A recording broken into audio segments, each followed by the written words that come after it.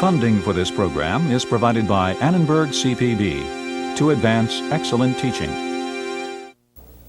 One after another, the laws of physics have been rewritten, the theories of life itself revised. As science and technology radically change our lives for better and for worse, we are reminded once more that in much wisdom there is grief. Toward the future, this time on the Western tradition.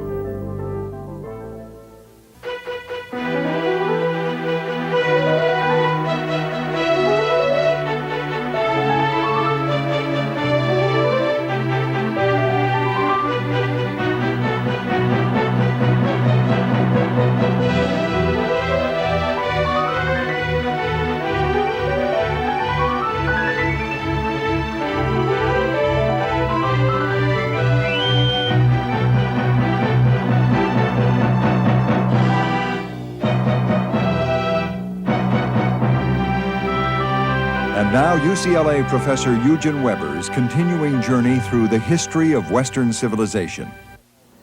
Last time we saw how modern technology made everyday life easier for normal people, easier than it had ever been before. But there was another even greater revolution in the 20th century, one that has granted humanity a partial reprieve from biological destiny.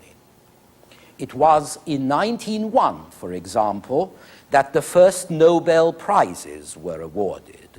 The prize for physics went to Wilhelm Röntgen for his work on X-rays, which some at that time still regarded as a curiosity, no different from moving pictures or balloon ascents.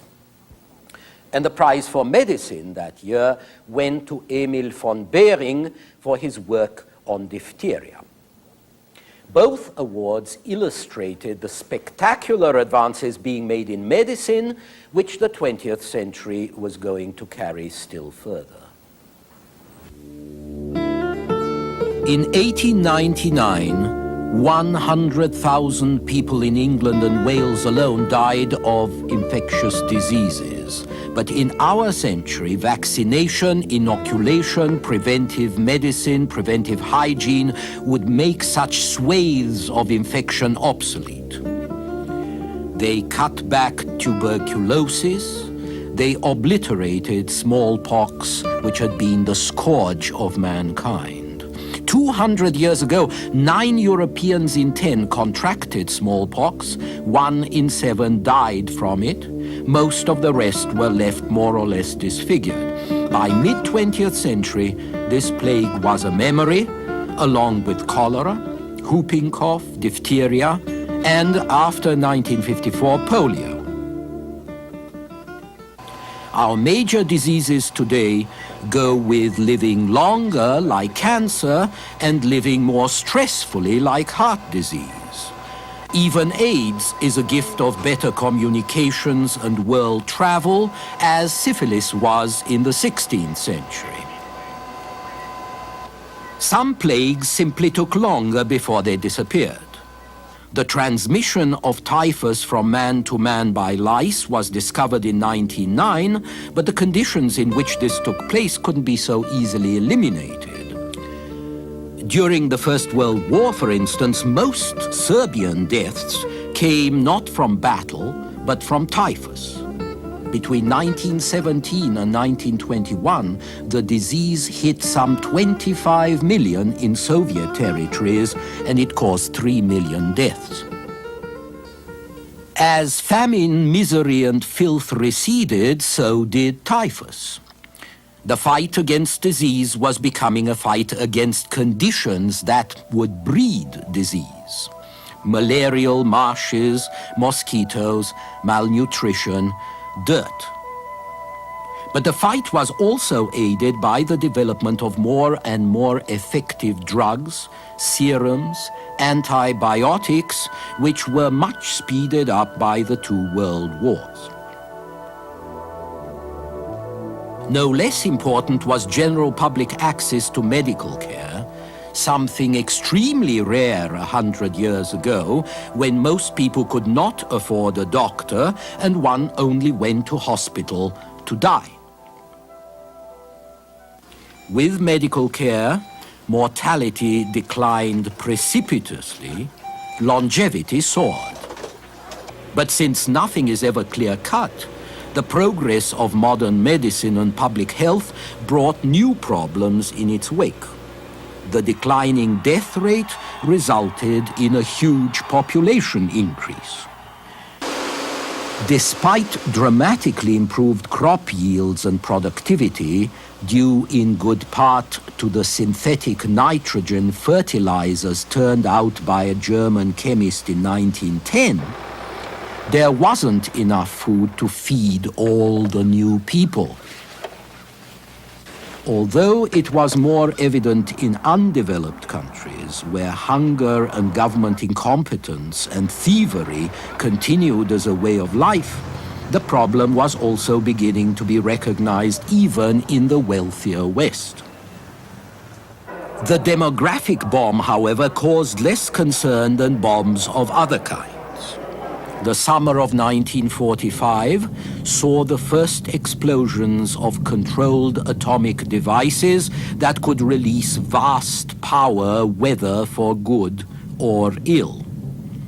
Accelerated as usual by war, this came as the culmination of research in physics that had been going on since the beginning of the century in Europe. Around 1911, the work of the Curies in France and of Rutherford in England revealed the instability and disintegration of atoms in radioactive substances.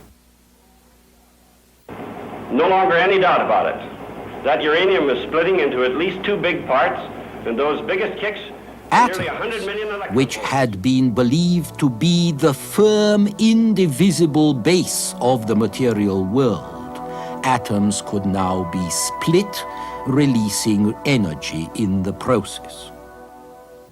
It was a fundamental tenet of classic theories that light, energy, and matter were both continuous and separate entities. But now, work done in Germany, Denmark, Switzerland, Italy suggested that when bodies emit light, they actually radiate energy pulsating in infinitesimal measures, quanta, proportional to the frequency of a discontinuous radiation. One after the other, the solid notions that paved the floor of science appeared to melt away. A new physics was suggesting new hypotheses about the structure of the universe, of matter, of perception. Picasso's Cubism, Dali's Surrealism reflected this in painting and in sculpture.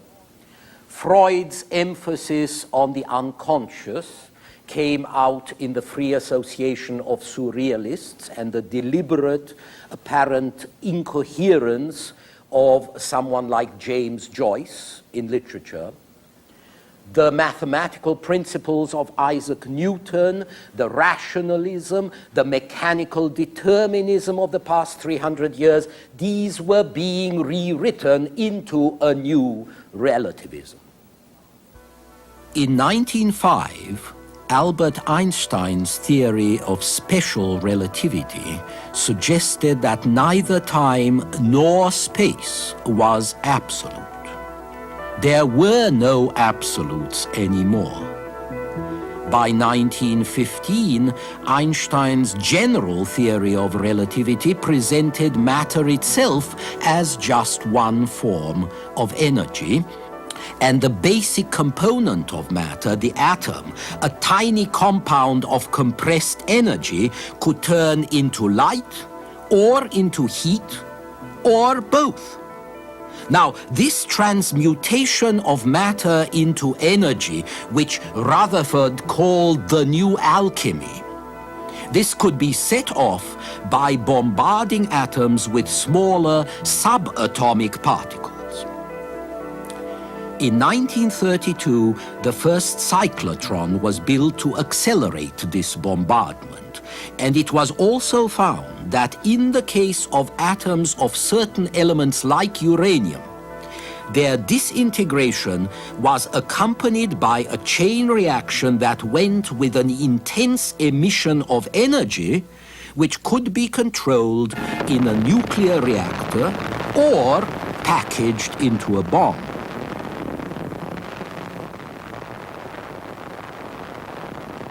This was the basis of the 400-pound bomb which destroyed Hiroshima on August the 6th, 1945. Hiroshima, like Guernica in the Spanish Civil War, Hiroshima has become part of history and continues to affect it. The justified terror of what atom bombs could do, and far worse devices also, has played its part in avoiding major conflicts over 40 extremely nervous years. But it has also produced a pervasive anxiety and guilt about man's capacity to destroy mankind, and more specifically about the dangers of science and technology. That anxiety was further spurred when, in 1953, at Cambridge again, James Watson and Francis Crick deciphered the double helix configuration of the molecule of DNA, which determines the structure and the function of every living animal or plant, and which functions like a living computer that tells a cell what protein to make. In other words, what to create and how. In 1972, the theory was put to work when scientists in California managed to split and recombine DNA so as to use it for particular purposes. The step from theory to application had taken half a century in nuclear physics. It took less than 20 years to produce man-made microorganisms. Like atoms bombarded by radioactive rays, man's solid certainties disintegrated under the bombardment of physics, chemistry, biochemistry, astronomy, and indeed geography.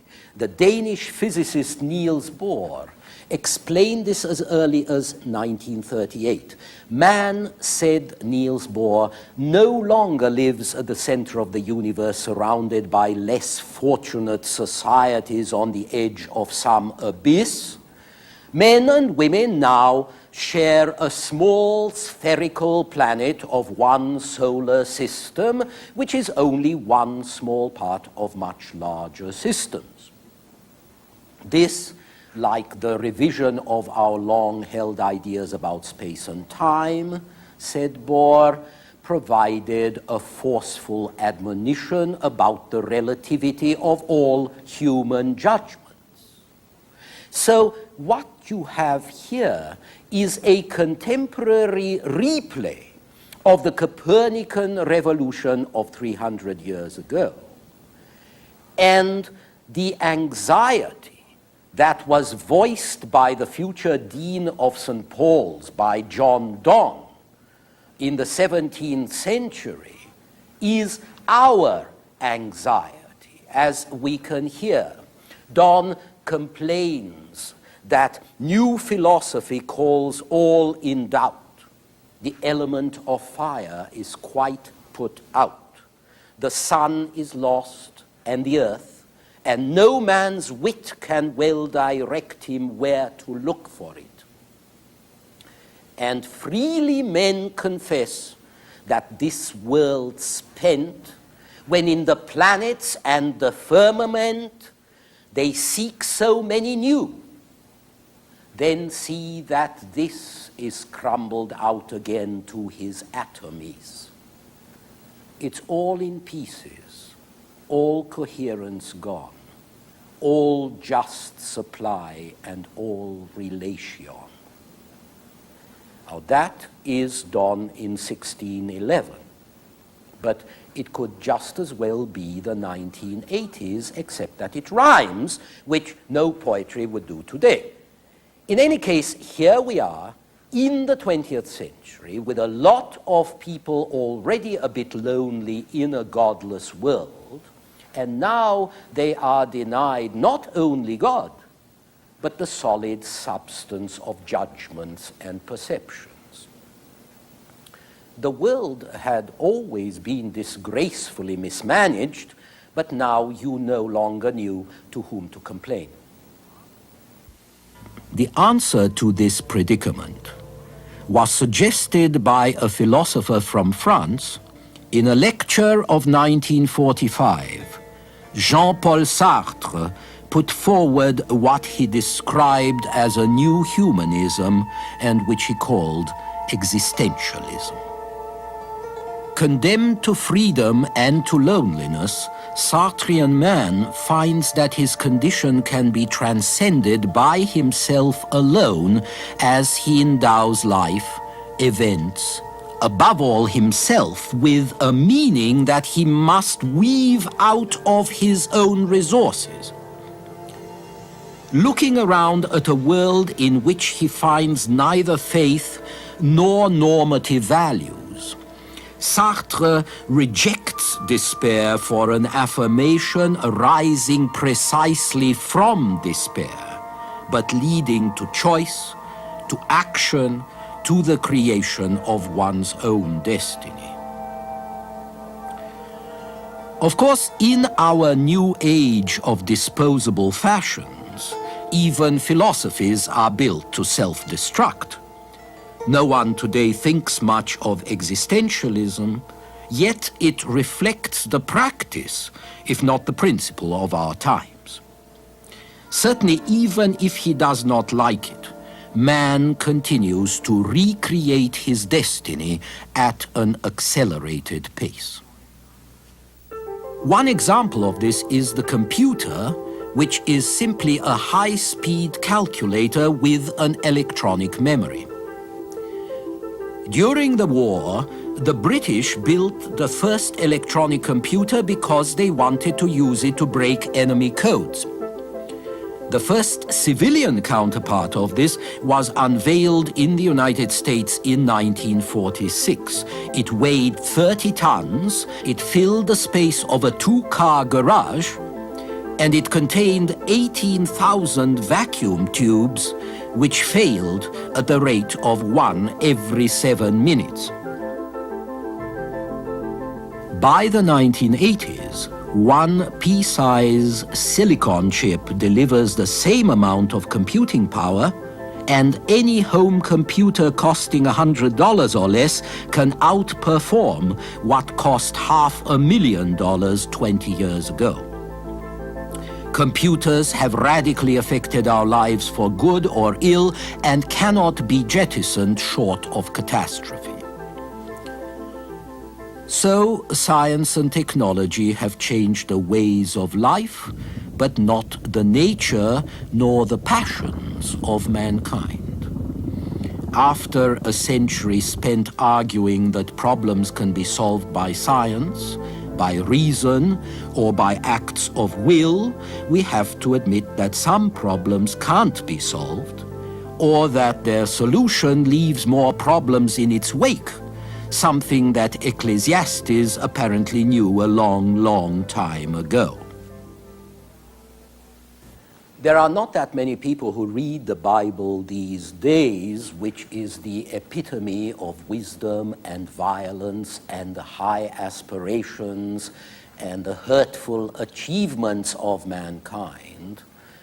So I cannot tell how many of you have read Ecclesiastes.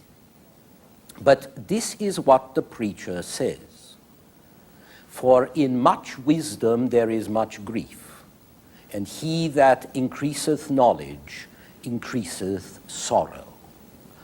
For who knows what is good for men in this life? Who can tell a man what shall be after him under the sun?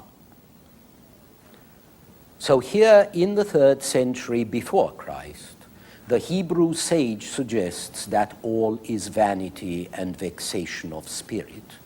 And I'm sure he wasn't the first to say so. So some things have changed and other things haven't changed at all. But if we still don't know where we're going, at least we face our predicament, the human predicament, in comfort far greater than Ecclesiastes ever knew. And this is a help. As for the Western tradition, if you perceived such a thing as we proceeded, the most striking thing about the Western tradition is that it is not one, but many. It includes authoritarianism and individualism, personal initiative and centralization, obedience and revolt, faith and questioning, inertia and enterprise, conflict and reconciliation. That's what makes our culture, that's what makes our history so tantalizing, so available for almost any reference you want, a yellow pages of human conduct, of human values. But there are, I think, two constants that you can never miss. One of these is curiosity. The quest that drives some in all times to ask, to search more than most. And the other is ambition, which drives some in all times to press further and to try and achieve more. Really, when you think about it, our patron saint is Prometheus, who stole fire from the gods. And on this note, I shall leave you with some lines from Wordsworth. Still glides the stream and shall forever glide. The form remains, the function never dies, while we, the brave, the mighty, and the wise, we men who in our morn of youth defied the elements, must vanish. Be it so. Enough that something from our hands have power to live and act and serve the future hour, and that as toward the silent tomb we go, through love, through hope, and faith's unending dower, we feel that we are greater than we know.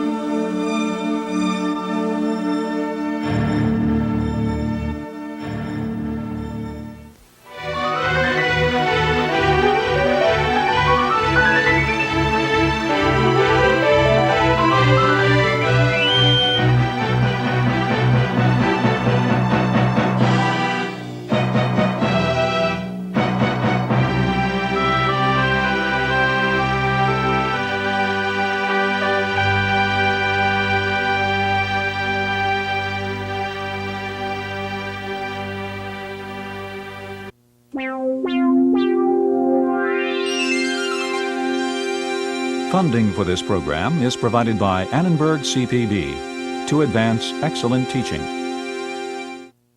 For information about this and other Annenberg CPB programs, call 1-800-LEARNER and visit us at www.learner.org.